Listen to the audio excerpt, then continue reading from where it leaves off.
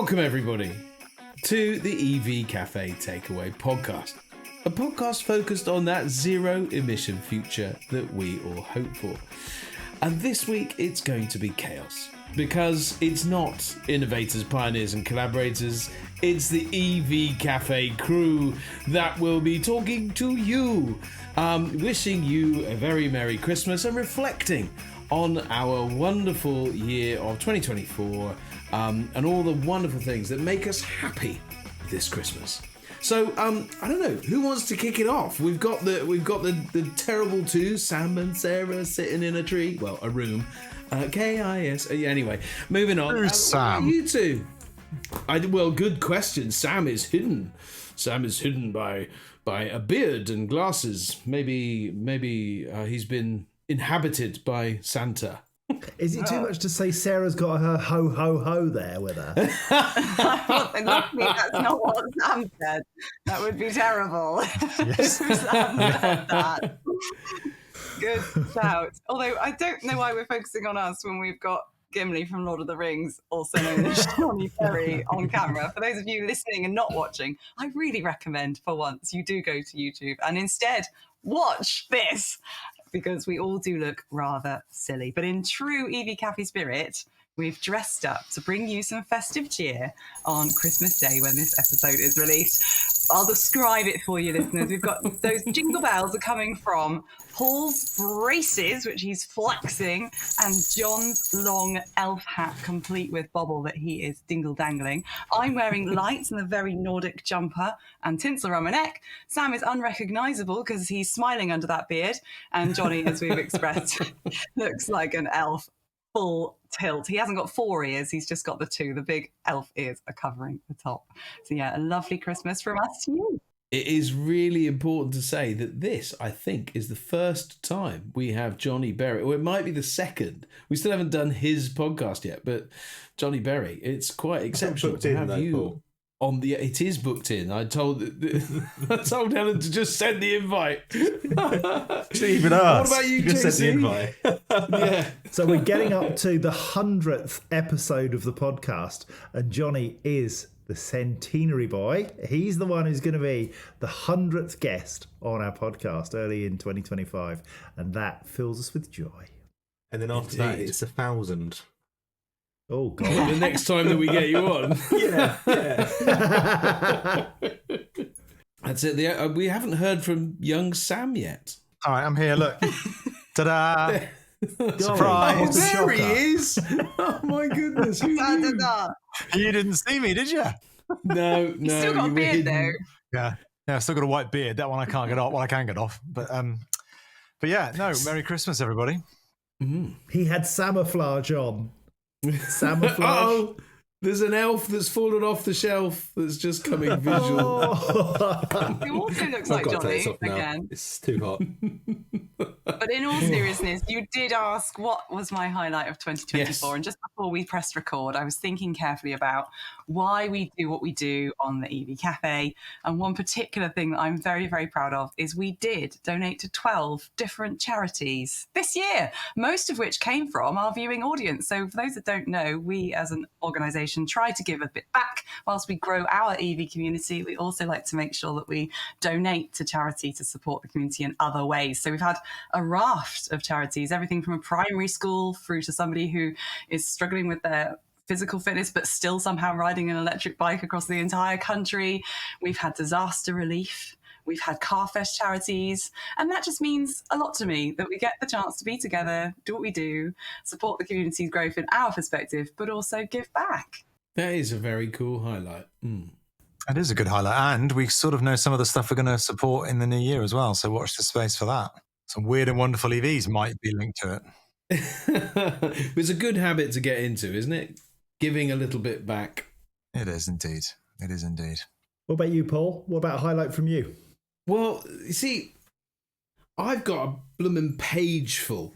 So Caroline and I were talking before we came on air, and she asked a lot of questions, and so I have to reflect on a year that has been full of highs and lows, and so I'm gonna get the lows out of the way, but I can't pass this opportunity as we reflect back to reflect on. It's part of the reason we exist, right? To help and to reach out, and mental health was really important. And sadly, we've lost two people. One that we knew as a team really well, in Tim Evans, and Caroline asked me my biggest regret, and it moved me emotionally because it's to not get Tim Evans. We were talking to him about coming on as a podcast guest, and we didn't get him on. But in his memory, we want to celebrate the importance of good mental health, and that's why we exist is to that. And so it's a sort of a mixed thing, isn't it? Because it is deeply sad. But one of my proudest moments was being asked by Everything Electric to pay a tribute to him at the end of one of the days of the London show. So I'm really on behalf of the EV Cafe and on behalf of all of our community to say something about a bloke that was really great. I mean, flawed by all means, but trying to do something great. So that was it. But the highlight for me is quite an easy one, really. It was Carfest, because it was such a buzz. It was brutally hard to get on and do, but it was so satisfying when we got on there. We had Ross Brawn, and Rick Parfitt Jr. and Jason Plato, and the team of the Carfest team, amongst them, Everything Electric team, all been fabulous this year. And just such a privilege. There's so many things. I'll shut up and let somebody else go. Johnny, what about you? How's your year been, mate? It's been a bit of a crazy year, to say the least. But I'd probably echo what you said there, Paul, around the Carfest being the highlight for me, really, when Jason Plato took the stage to interview Ross Brawn. You could really feel the anticipation in the air. It did help that it was absolutely chucking it down outside our tent. So you could argue quite a lot of the audience is just trying to seek shelter. But it was heaving. It was the anticipation and the conversations. It was a real highlight, not just this year, but I think highlight for the EV Cafe, to be honest, just seeing that unfold. And do you know what? It was the EV Cafe that gave that platform to those two absolute racing legends. It wasn't us. We didn't do anything for it. We just made that happen, and that's the bit that really counts for me. I think we're all really, really important for EV Cafe, don't get me wrong, but lifting other people up, giving them that opportunity in that kind of environment, in that kind of way, is absolutely what we should strive for. Because it was amazing, yeah. And I think John and I were looking at us at each other in disbelief at times, looking around, going, "We did this," Yeah. But yeah, definitely a highlight. And if we get an edit in it, maybe we can chuck a couple of pictures into the podcast so people can see what we're talking about it. Yeah. Well, they'll be going. People will be looking at them right now, JB. Yes. Yeah. Indeed. What about you, JC? Because I mean, listen, you are the hostess with the mostest. You are the man that draws attention to the EV Cafe so many times at the time we're at events, and you communicate so effectively and share things wonderfully. Tell us what's been great from your perspective. Do you know what? The irony of what you've just said is that my highlight is the bit where I don't speak. My highlight is the thing that nobody sees. And that's the stuff that happens behind the scenes when somebody comes and says, "Have you got a minute?" And you say, "Yeah, of course I have." And they say, "Can we chat?" I say, "Yeah, sure." And we go off somewhere quiet. And people tell me about their lives, their challenges, the things that they're proud of, the bits where things are tough. And I've had so many conversations, and I know I'm not alone. I know we've each had this happen to us, where somebody who we either don't yet know but know us, or we know them well and they need a friend, and we've been able to be there. And that's massive. That's absolutely massive. So being a gob on a stick, as I am, I do sometimes switch off and let others speak, and that is the most rewarding part of what I do. And that's why we love you, John, because every time we come to you, it's always about the people. And I know that you've been on your own journey, and it always comes back to other people's journey and how you're doing. And I mean, Sarah, you're like that as well. I know that you will often spend a lot of time in your DMs and chatting with people and stuff like that. And I think it's something that personifies us all, really. We do have that joy of being able to talk to people. Sam, you did mention briefly your sorry, John, what were you going to say? No, sorry. All I was going to say was that I think we're all very, very good as communicators, and that's a real gift. But having the five of us together supporting each other, because our lives are not easy. You know, we're all over the country showcasing the best of other people and lifting them up and desperately trying to help them be a success in what they do. And there's something about the magic that is us, and it's not what we feel always. Sometimes it's a challenge to be us, but it's what other people see and they recognize as something a bit special about us. And you know, I've never loved my colleagues before, but I do now. Who are they? Not you lot. John's joined another company, everybody. Sam, to you, buddy. To me, yeah, I've just been thinking, listening to you guys speak. I think there's four things that spring to mind. I think the first and foremost, it's a full year with this creature here on my right hand side, which has been beyond a joy. So that's, you know, a wonderful thing to spend so much time with Sarah, both, you know, through the EV Cafe, but also personally as well, of course. So I think that's number one, you know, without a shadow of a doubt. I think after that, you're definitely punching there, mate. By the way, well, I know. But I think after that, I mean, when the EV Cafe was invited to speak on the GB News, and I was the one that was put forward for that, obviously with Mr. Farage, that was a fairly big moment for us all, really, because whilst it was Muggins here that was on stage, you know, if I'd fluffed that, then I would have been fluffing it for the entire EV industry. So that's a pretty good highlight. The Guinness World Record with Webfleet in the car, you know, got such traction as well, with 1 billion views worldwide, and congratulations from the CEO of Ford himself. That's pretty cool. And then putting EHDVs on the road, right? We put over 100 EHDVs on the road this year. That's another thing which is quite fun. So it's been a busy old year. I don't know how to top it, really, but yeah, a lot going on. A lot of the misinformation that we had to fight at the beginning of last year is somehow easier. I know there's still a lot of misinformation. We're still fighting diesel fires that look like electric ones and all that nonsense, but something tells me it's just getting easier to dismiss the silly mail online type rhetoric, because more and more people are understanding what EVs are all about. And, you know, the EV Cafe is part of that education piece, which is helping people understand, even through like GB News. It's, you know, thousands and thousands of people might have just learned something, maybe, and hopefully that's useful. You know, and if we can keep doing that, then we're doing a good job. It's amazing what a cocky pretty boy can teach people, isn't it? Yeah. Anyway. Well, yeah, and I'm trying to contribute as best as I can as well, Paul. You know. That was nice. Oh, he's a bit sharp, isn't he? I mean, it has been an incredible year, and so I mean, it kind of makes me want to sort of come back to many of the things, you know, the journey that we've been on, and it has been a journey. But I wanted to, and none of you guys know about this, but we had a tough time this year, didn't we? As a group, at this point, we need to nod, because it isn't always, you know, unicorns and roses. No. And each of us in our own different ways hit walls this year. Unicorn and rainbows, by the way, Paul. Yeah, that's what I just said. I just looked at Sarah and went, he means rainbows, doesn't he? He means rainbows, not roses. Well, unicorns and Christmas trees. There's unicorns and Christmas trees. Let's go with that.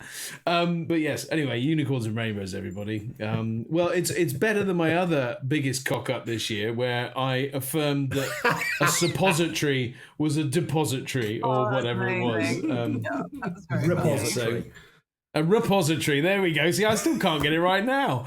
Anyway, but what I wanted to reflect on is that it often looks like we all get on well, and we do, right? We get on, but there are challenges that take us to the very edge of ourselves and our ability to be together. And so for us to be together at Christmas, as it were, is a big achievement for us all, I think, because we've had to navigate all of our differences and the challenges that we have, and walk away still loving each other and pushing towards the next big thing, whatever that might be. Do you know what I mean? And we'll discuss that next week, listeners. What are your reflections, any of you, all of you, on the challenges that we've had and how we've come through that? Because I think that's testament to us a little bit. Secret sauce is what springs to mind. It's as much our secret sauce as it is our poison. So for those that know us well, will realise that each one of us is actually quite different, even though we all put community at the heart and we want to lift people up. And that's why Johnny started the business and we stayed in the business. That's why, for us, it takes up a significant proportion of time because we want to do it. I didn't take up knitting. I took up EV cafeing, and I'm very, very glad that we did. And when we're in behind the scenes / closed door environment, it's only right that we have that chance to kind of air things, and we reflect and then sleep on it, and the next day. And some of us, like me, it takes longer, and I have to sleep on it for 3 days. But ultimately, we always center back to the why. Why are we doing it? Why is it important? What's the results? What's our end game? What's the strategy here? What are we trying to achieve? And as we see that increase in followership, as we see that increase in feedback about how useful our experiences that we share for free have been, as we see our sponsorship opportunities open up because people see the value in having their message spoken by us as impartials, that's why we do it. And we embrace each other's differences really beautifully. We each individually pick up and DM one another if there's an issue or a problem, and you will always get a response. We will never shut the door on each other. And I think that's why we're strong. Well said. She's good, isn't she? She's almost like a really ace communicator. Who'd have thought it? I'll tell you what, another highlight for me would have been Sarah at DHL when we got to support a DHL event, DHL Supply Logistics, and the way Sarah held the room, communicated with very little communication before that on what the subject matter was and how the event was to run. Sarah stepped up and led it brilliantly. So it was definitely something that stands out for me. But what are our other thoughts around this challenge of communicating with each other and coming out better as a team? Teams don't just happen, do they? No. We are a complex beast, and I think it has been a testament to the mission, and by that I mean we are here to lift people up and accelerate the transition to zero emission vehicles, and that's our touchstone. And we do that by lifting people up, individuals, groups, companies, and Johnny did it so brilliantly at our last meeting where things were a bit fractious, and Johnny said, look, I started this because the mission matters, because community matters, and all this other stuff that goes on where, let's be honest, we've all got an ego, we've all got that bit of preciousness, even you, Paul. Yours comes in a van, by the way. All of that gets put to one side because we know that the thing we're trying to achieve is far more important than any individual one of us, or indeed the team. That mission will still be there. If we all came to an end, we still haven't done the thing we set out to do, and that would be brutally sad. The other thing I've learned is that each of us is different, and we value each other for who we are, not who we want each other to be. And that's really important. You accept me for who I am. We try to accept you, Paul, for who you are. And sometimes we're... Yeah, well, yeah. and the other bit, and the thing that I suppose is obvious to people who watch is that it's really tough for Sam, Sarah, Johnny, who work in corporate worlds, who are balancing constantly really senior positions, trying to do a job that they are paid far too handsomely for. In my opinion. Shut up, John. Otherwise, we'd be able to win them over to, doing this full time. But no such luck. But that's a hell of a thing, and Johnny with very young children, Sam and Sarah both having their own kids and keeping those relationships going. Paul, you're so busy, yet somehow we find time for each other. We find time to listen, and we find time to do the things that matter. I think it's a learning curve for us all, isn't it? I mean, the EV Cafe has grown from strength to strength over the years, but I'm reminded constantly, for some reason, by when I was on a panel with Quentin Wilson at Everything Electric, and he just looked over to the room and pointed to the entire warehouse or shed or whatever, and said, "No one out there is making money." And what his point was, is how hard it is at the moment for us all in all different facets of the business, whether it be corporate world, whether it be small businesses like ours, whether it be, there is an awful lot of misinformation we talked about before, but there's also a lot of challenges, a lot of investment gone into this industry, a lot of learning, there's a lot of growth, there's also a lot of contraction where people are struggling because the market's saturated by too many hardware providers or something like that. So these are all learning curves, and we're all learning as we go, aren't we? And I think Christmas time perhaps is a good time to take stock and see what did we do wrong, where were we over aggressive, where weren't we aggressive enough. What are our sponsors going through? Because a lot of them have had their own challenges as well. So I think it's important to learn. From I often present at my school on entrepreneurialism, and I spend more than half the time, talking about all the things I did wrong, because I think that's even more powerful. And we've got to learn from those mistakes, haven't we? And then come out the other way. Don't make the same mistake again if you can help it, and have that experience of how best to move forward. Whether you are working in a big corporate like we are, or whether you're an independent consultant, it's the same. You've still got to learn and work as you go along, and diversify and adapt. Been many school days through this year, I tell you. What about you, Johnny? Because this was your dream at the beginning. You set us off the second Wednesday of the lockdown in 2020 with this vision to keep the conversation going, and here we are, nearly 5 years later, still chatting. It must be really cool in your head, or is it a challenge, or what's this year been like in that respect from your perspective? I can't believe it's been nearly 5 years, Paul. That's amazing, really. Yeah. Time flies by when you're having fun. It slows down when you're not. yeah. Actually, it's felt like a really long year. A really, really long year. God, there's so much to unpack there, and so much that's already been said. But one thing that springs to mind is that, what you said about egos, John, and that we're all incredibly passionate about the industry that we work in, and we're incredibly ambitious, each one of us. And no doubt we're going to butt heads for that very reason.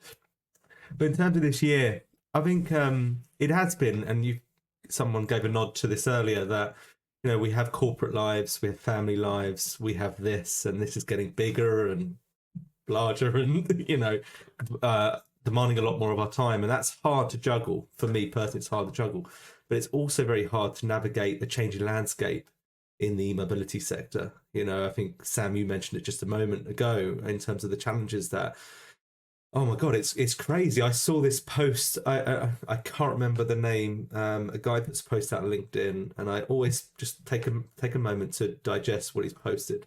And it's like the weekly news. I know we do weekly news, but he really goes into detail, like 20 press releases or something like that in terms of the weekly updates. And I just spent 2 minutes just going through his feed in the last 3 weeks, and there was something nearly 100 different news stories across the e-mobility sector in just 3 weeks. And I'm just like, how can big corporates navigate this? So business resilience, stay on top of innovation, make that transition when incredibly fast pace and volatile and consolidation in the market. So that's hard to navigate. Family life, 1-year-old running around, 4-year-old running around is even harder. But the EV Cafe is definitely the hardest. Whatever we're used for, for sure. That's because we're the most petulant and immature of those three. Yeah. I get more sense out of my 1-year-old than I do with Paul sometimes. But hey, Johnny, you just reminded me of something I heard the other day, where someone was talking about EVs and said, "No one's an EV expert. None of you. Nobody is, because every single day we're learning something new, because it's changing so quickly." Which I think speaks to what you just said about the fact that every day is a school day for every single one of us. So no one really can claim to be an expert because unless you're looking at the news every single second of every single day, such is the way that it's changing. I'd say Chris Felton is closest to Chris from Felton is closest to being an EV expert, transitioning old classic cars into electric. He probably qualifies for the title of EV expert. He bought an old Arrival van. I mean, that's how in depth he goes into it. There we go. John, you were going to say something. Yeah, just right. Okay, enough of this kind of looking back at your navel stuff. Brussels sprouts, winner or sinner? Because this is Christmas. It is. Is it 44 surely. billion sprouts expected to be consumed in the next 2 weeks? 44 billion. It's a crazy high number. I just like to put one token one on the top of the pigs in blankets and roast parsnip, just plonked there. We did that last year, didn't we? We did. We had one Brussels sprout on the plate Balanced as a tribute, and that was it. One. It's all about pigs love and blankets Brussels for me. sprouts. Yeah. Oh, pigs I and agree with blankets are the Johnny. best. That should be an all year round thing, not just Christmas. Sorry, There's but nothing it should stopping be. You you. can get them most of the year round in Tesco's. Can you just make it yourself? I Other guess, stores couldn't are you? available, clearly, unless, of course, Tesco wants to sponsor us, and then there's nobody else.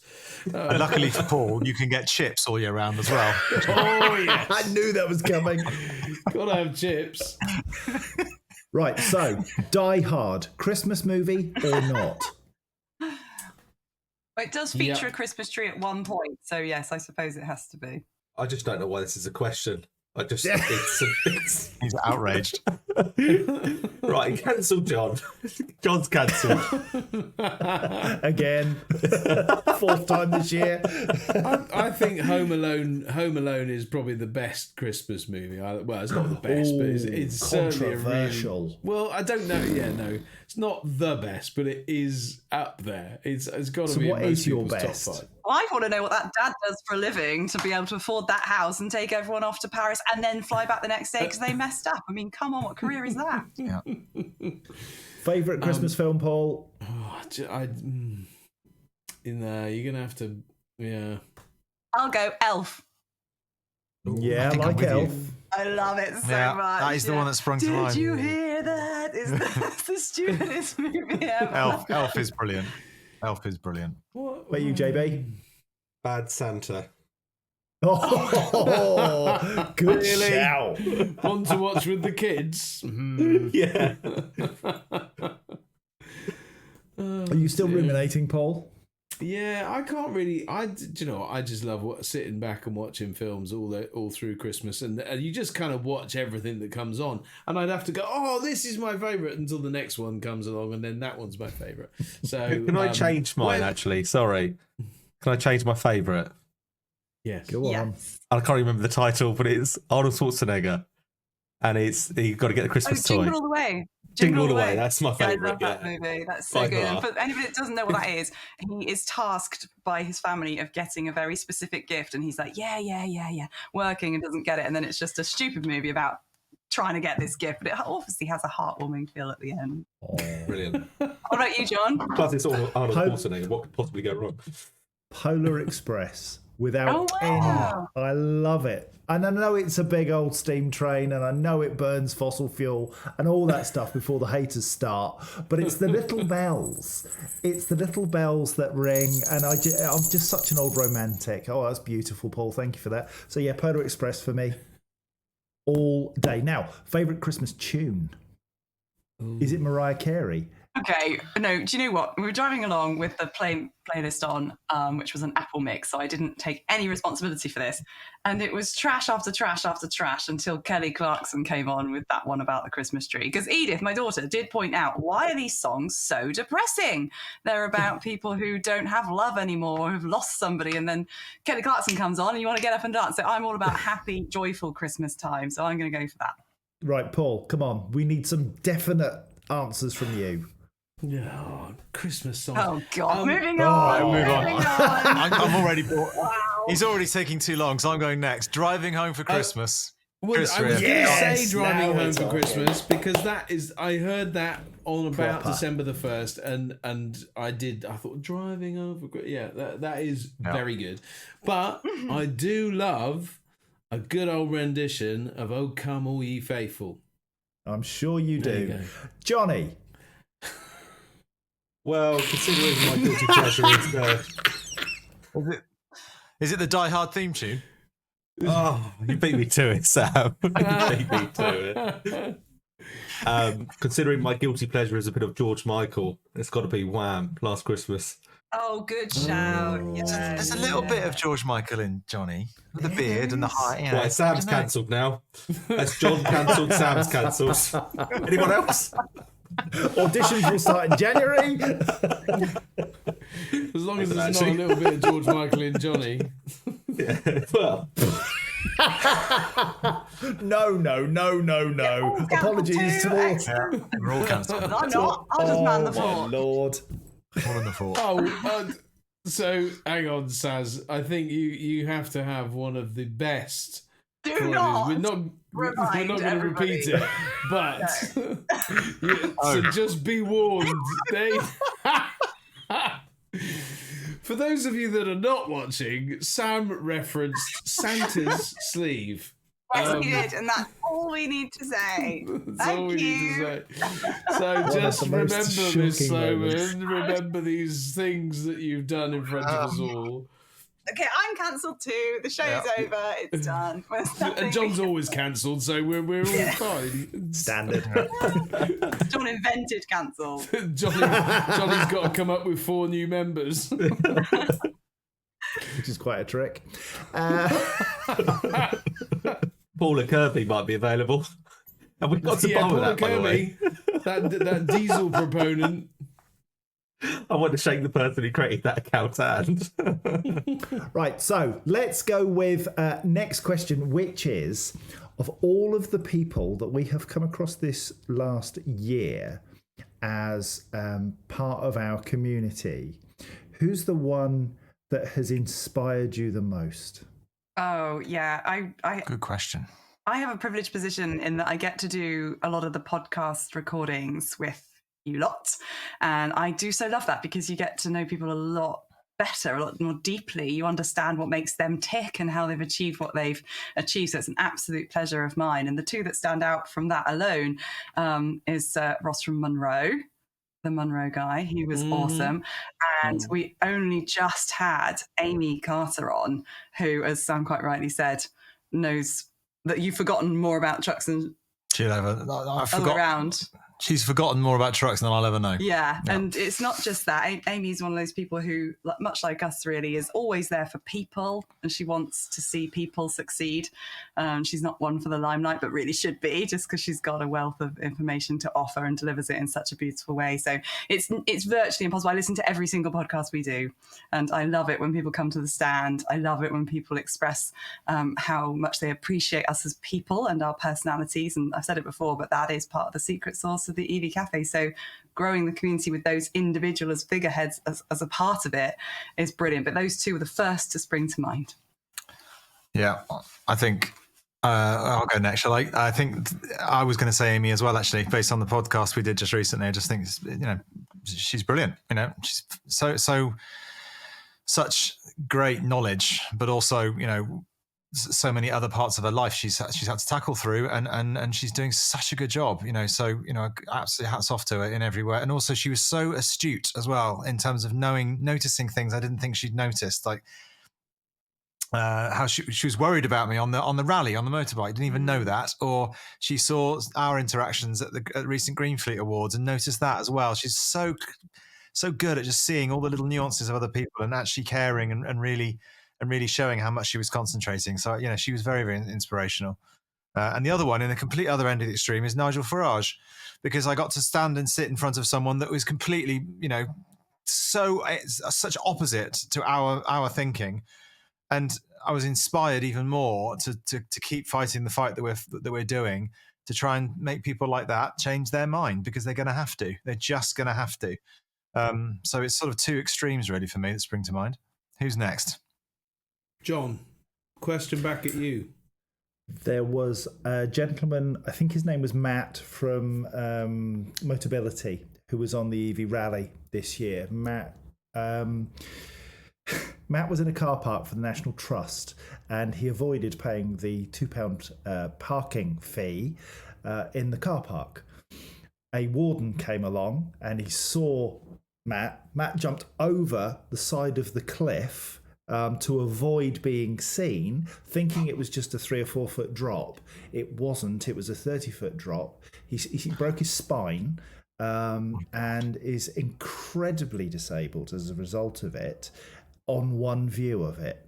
But here is a man who did the EV Rally, 1,400 miles. No, my apologies, that was the Scottish version. So he did 500 miles in a couple of days. He's wheelchair bound, has crutches, and can walk. But he was asked at one of the charging points if he wanted a sandwich, and he was sitting in the Motability vehicle. And I expected him to just say, yes, please, whatever you can get, that'd be great. And he didn't. He hauled himself out of the vehicle onto his crutches. He walked right the way across the petrol station and went and chose his own sandwich. And I said to him, why do you do that? Why don't you just let people kind of give you a bit of help, a bit of support? And he said, it's just not my way. I've always looked after myself. I will always look after myself. And there is nothing I can't do. And I just went, wow, that's nice. Powerful. Yeah, huge. And he had now what did he have? An Ionic. And he was able to reverse the thing with a key fob.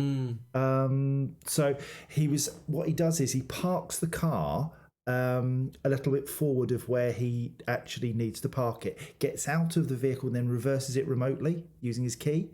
Oh, and Johnny could do with that. So yeah, he'd scuff the wheels though and the tyres. But yeah, it's got curb detection or not? Was it? Well played, Johnny. Well played. You doubled down on that one. That was good. The only time to curb my wheels when I have the EV Cafe team in the car. Yeah. I'll just say it's the only time, all right? Yeah, whatever. What about you, Paul? Yep. Do you know? Yeah, that's another answer we're not going to get. Oh, God. He is speech today, but he cancelled Paul. I am rubbish when it comes to these things, because I very much remember almost the last person I spoke to. But the one that stands out for me Johnny, was a guy that was Tim. Tim Evans was I mean, he was a larger than life character, and he really did care about the people around him. And I know what happened sort of kind of is counter to that in some respects, but he really stood out for me as somebody that was really trying to do something. And I will always be confused by how it all ended and so on like that, but he was inspirational, and he kind of galvanized me a little bit, in whatever, in whatever legacy he left behind. I mean, he had that passion to, leave something better behind, and actually did. The company is still going on, and they're finding their feet in light of his passing, but.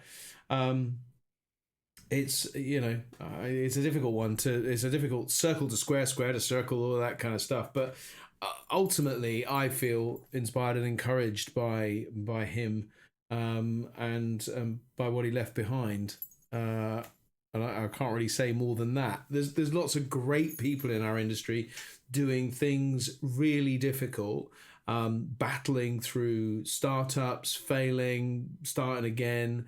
I love the fact that the guys at Volta Truck, kind of Carl Magnus Norden started the company, and I have a lot of respect for him. I think Carla Ditru, who sort of rode the storm of it going down, but then fought hard to see it come back, and is now carrying that flame forward. I'm pretty impressed with that individual, and I just kind of love the mentality that she has. She has LinkedIn names, fighting in the startup octagon, and now I think it's something like initiating Phoenix mode or something like that, and it's really kind of, there's just that grit and determination to fight through and achieve something. So I like that, people that are gritty and that fight hard and defy the odds, even in the face of things that probably would suggest that they shouldn't continue. So yeah, underdogs. Bring me the underdogs. I'll cheer them on. JB, who inspires you, my friend, from our audience and community? You can say us or me. That's fine. It's fine. You don't have to. It's fine. We already know. It's okay. Yeah. Oh, don't you just love it when he's on mute? Deliberately gone on mute. Oh, brilliant. I was coughing my guts up, so I did actually say Sam then. So good time to go mute. Sarcastically. All right. Yeah, well, For the record. we'll cut that bit out. Yeah. It's a really hard question. It's a good question. It's just so many people that we engage with through the EV Cafe.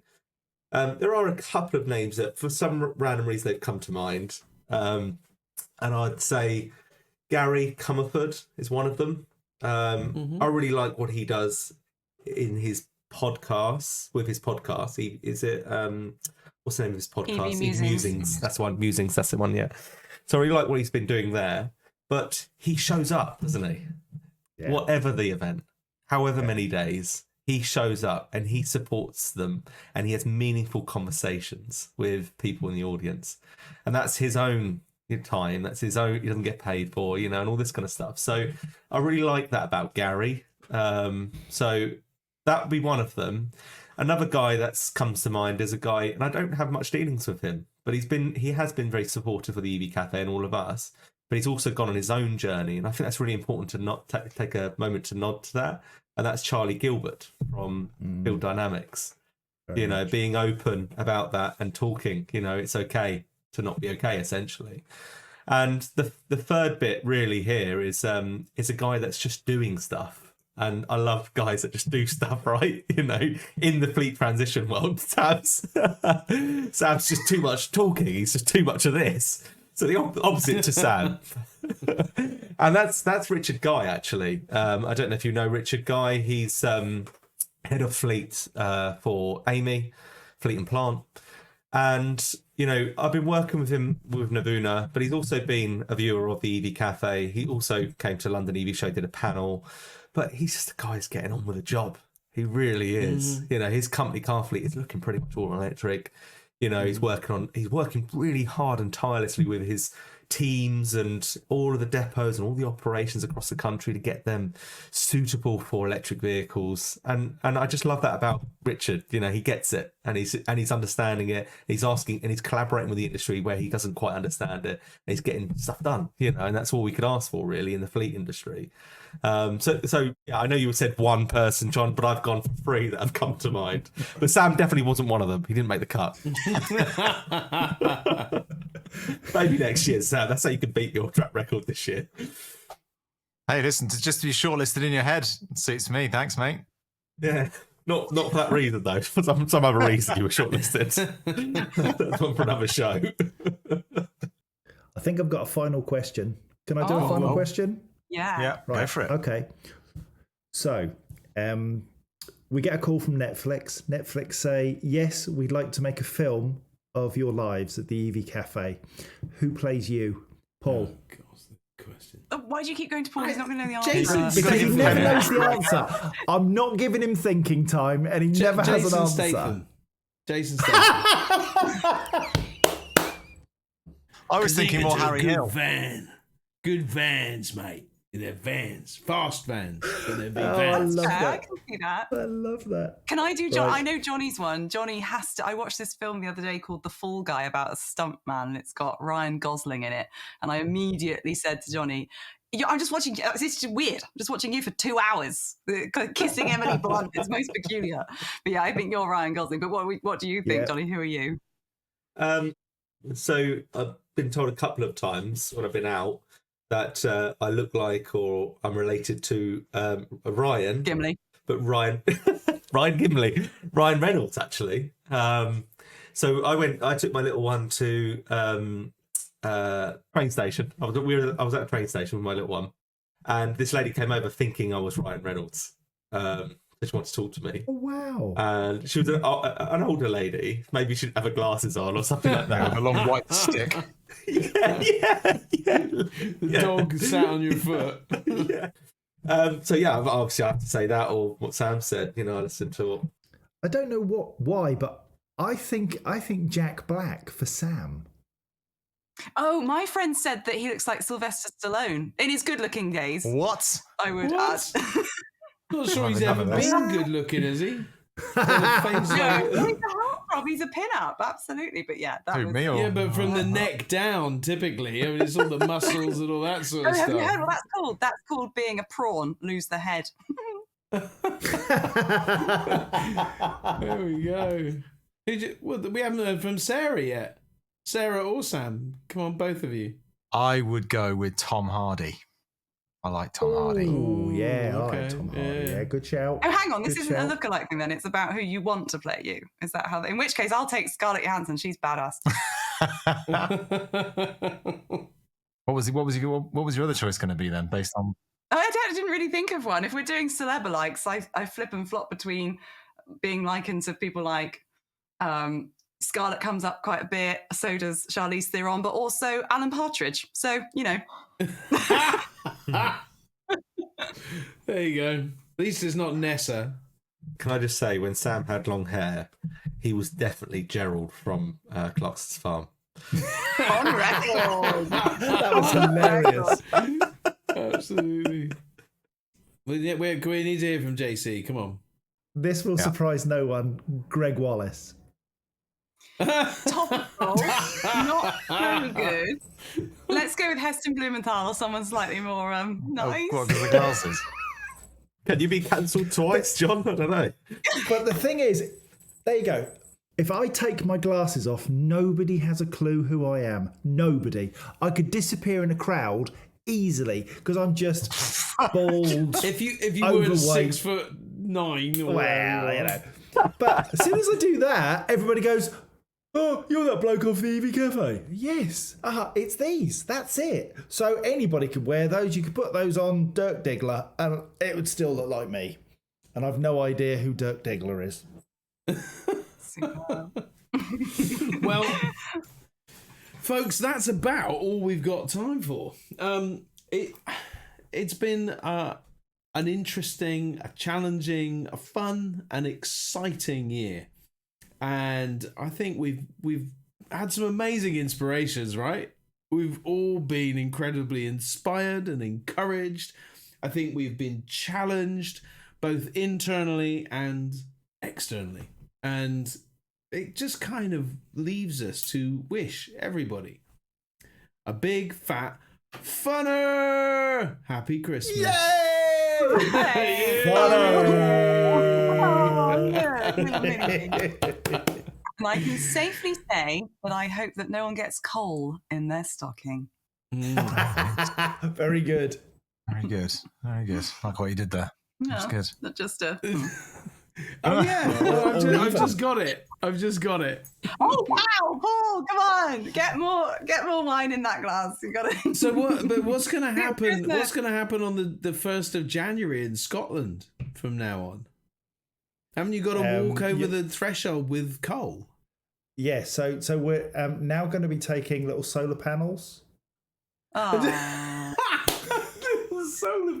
Hello, I've come with my solar panel. I'll take it. He can just walk over. John can just walk over with nothing because he's full of wind. That's renewable.